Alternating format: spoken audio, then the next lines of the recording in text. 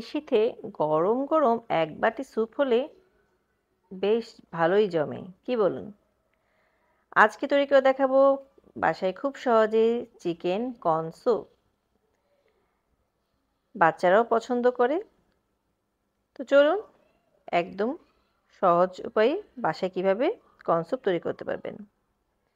এখানে একটা আমি হাঁড়ি নিয়ে নিয়েছি, আর এখানে হচ্ছে ক্যানের কর্ন আছে। তো এই ক্যানের কর্নটা আমি নিয়ে নিব। এখান থেকে যতটুকু পরিমাণ আপনি নেবেন অতটুকু একটু পানি দিয়ে হালকা ধুয়ে নেবেন। অলিভ অয়েল দিয়ে দিয়েছিলাম, তো এটা স্ক্রাব হয়ে গেছে। আর এখানে এখন আমি চিকেন দিয়ে দিচ্ছি। তো চিকেনের পরিমাণটা আসলে আপনাদের উপর ডিপেন্ড করে। তো আমার হাতের কাছে যতটুকু চিকেন আছে ১ কাপের মতো দিয়ে দিলাম। আর কর্নটাকে আমি একটু হামানদিস্তায় থেতো করে নিয়েছি। একদম আস্ত আস্ত খেতে খুব একটা ভালো লাগবে না, একটু আধা ভাঙা হলে খেতে ভালো লাগবে।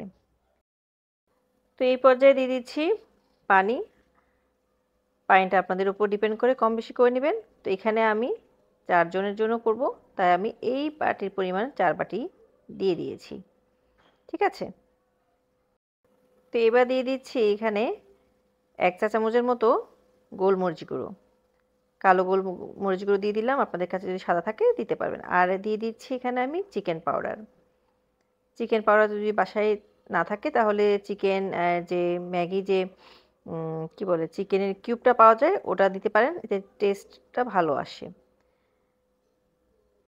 তো চিকেন পাউডার কিন্তু আমি ১ টেবিল চামচ দিয়েছি, চা চামচে আমি ২ চামচ দিয়েছি। তো এবার ভালোভাবে সবকিছু উপকরণ মিশিয়ে নেব। আর যদি চিকেন পাউডার না থাকে তাহলে স্কিপ করবেন। সবসময় তো আসলে বাসায় থাকে না পাউডারটা, তবে চিকেন পাউডারটা বা চিকেন কিউব এগুলো ব্যবহার করলে স্যুপের টেস্টটা আরও দ্বিগুণ হয়ে যায়। এটা এবার এখন পানিটা ভালো করে দিয়ে দিচ্ছি। এখানে আমি সয়া সস একদম ১ চামচের মতো সয়া সস আর স্বাদ মতো লবণ দিলাম। এটাকে এখন বলক ওঠার পালা। এই যে পানিটা ফুটতে শুরু করে দিয়েছে। বেশ কিছুক্ষণ ফুটিয়ে নেবেন যাতে কর্নটা একটু সেদ্ধ হয়। এই চিকেন কর্ন স্যুপে তেমন একটা উপকরণ দেয়া লাগে না। আর এখানে আমি ২ টেবিল চামচ কর্নফ্লাওয়ার অল্প পানি দিয়ে গুলিয়ে নিয়েছি। তো পানির পরিমাণ তো আপনাদের উপর ডিপেন্ড করবে। তো আমরা ৪ জনের জন্য করছি এখানে। এবার আমি কর্নফ্লাওয়ারটা ভালোভাবে অল্প অল্প কিছুক্ষণ পর পর দিয়ে দিচ্ছি। একদম সবটা দিয়ে দিবেন না। থিকনেস কতটুকু আসে ওটার উপর ডিপেন্ড করে কম বেশি করে নেবেন। যদি থিকনেস আরও চান তাহলে আরেকটু বাড়িয়ে দিবেন।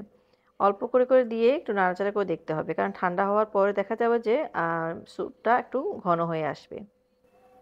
তো এই পর্যায়ে আমি একটা ডিম ফাটিয়ে নিয়েছিলাম। এবার অল্প দিয়ে কিছুক্ষণ পর পর এটা নাড়াচাড়া দিব, তাহলে এরকম ফাটা ফাটা একটা লাম্প সৃষ্টি হবে। আর ঘন ঘন যদি নাড়তে থাকেন তখন দেখা যাবে যে আপনার এভাবে সাদা যে একটা কি বলবো এটাকে, এরকম দেখা যাচ্ছে, ওটা আসলে হবে না। তাই একটু দিয়ে কিছুক্ষণ পর পর নাড়বেন।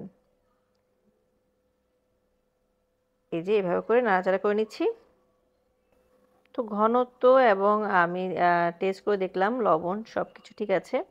তৈরি হয়ে গেল মজাদার ধোঁয়া ওঠা ১ বাটি গরম গরম স্যুপ, যা শীতের সময় খেতে দারুণ লাগে।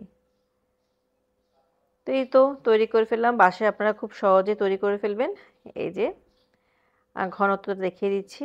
এটা আপনাদের উপর ডিপেন্ড করবে। আপনারা যদি চান একটু ঘন বাড়িয়ে দিতে তাহলে কর্নফ্লাওয়ারের পরিমাণ বাড়িয়ে দিবেন।